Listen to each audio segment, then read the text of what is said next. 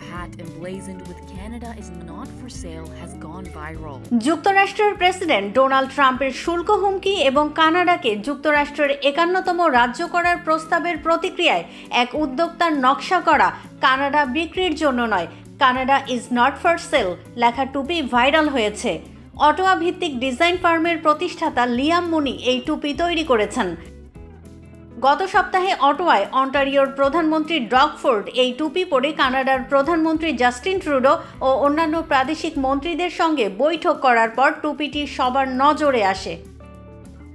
Canada থেকে পণ্য আমদানির ওপর ট্রাম্পের শুল্ক আরোপের হুমকি নিয়ে আলোচনার জন্য এ বৈঠক আয়োজন করা হয়েছিল। উদ্যোক্তা লিয়াম মুনি জানান, বৈঠকের পর থেকেই অনলাইনে টুপিটির জন্য হাজার হাজার অর্ডার আসতে শুরু করে।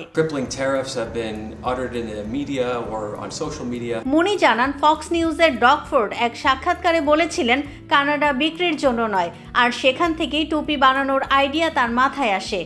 ট্রাম্পের শুল্ক হুমকি কানাডার অর্থনীতিকে মারাত্মকভাবে অচল করে দিতে পারে এবং যুক্তরাষ্ট্রেও তেল ও অন্যান্য পণ্যের দাম বাড়তে পারে।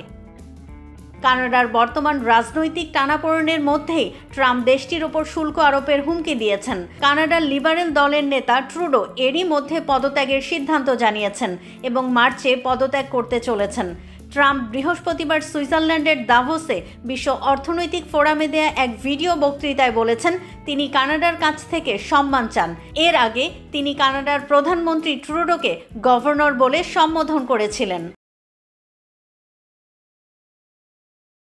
কেউ না বুঝলেও আমরা আপনার প্রয়োজন বুঝি, আর তাই তো অত্যাধুনিক ফিচার সম্বলিত বিভিন্ন সাইজ আর কালারের ২৫০টিরও বেশি ডিজাইন অপশন নিয়ে ওয়ালটন স্মার্ট ফ্রিজ বোঝে আপনার প্রয়োজন।